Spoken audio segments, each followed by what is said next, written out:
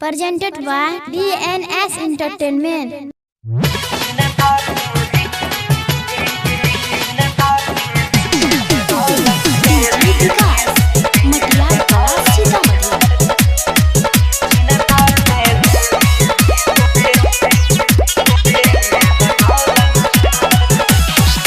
ले जो जनुआ है रे जल्दी भगाई के नहीं त जान दई देबो असरी लगाई के। ले जो जनुआ है रे जल्दी भगाई के नहीं त जान दई देबो असरी लगाई के। घर में हमरा शादी के बात चलै छै, पहता चलल छै हमरो रोशनी गई चिन्ता से देह गलै छै गे रोशनी। पहता चलल छै हमरो रोशनी गई चिन्ता से देह गलै छै।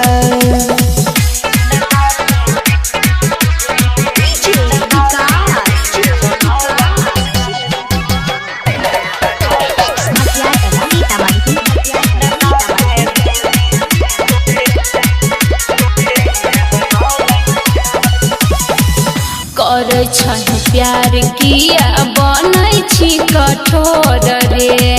कइने रही वादा हम ही जइबो तोरा घर रे। चल गेलै हमरो करे जहबा पछुरी गई बुझाई नै छी दुख हमरा कोनो हम जबूरी गई। गाँव घर के लोग देखी देखी जलै छै, पहता लगल छै हमरो रोशनी गई चिन्ता से देह गलै छै गे रोशनी। पहता चलल छै जब से हमरो गई चिन्ता से देह गलै छै।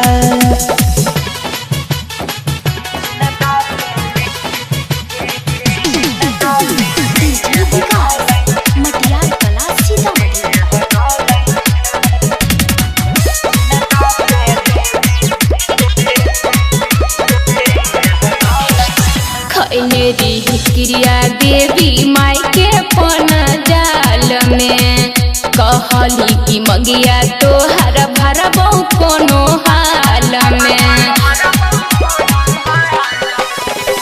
साथ नहीं देलकै हो मरई हो तोहर के देखली है फोटो तोरे छौई करे जब चीर के। होई छै हमरा डर जब जब दिन ढलै छै, पहता चलल छै गे महनी सब के चिन्ता से देह गलै छै गे रोशनी। देखल नहीं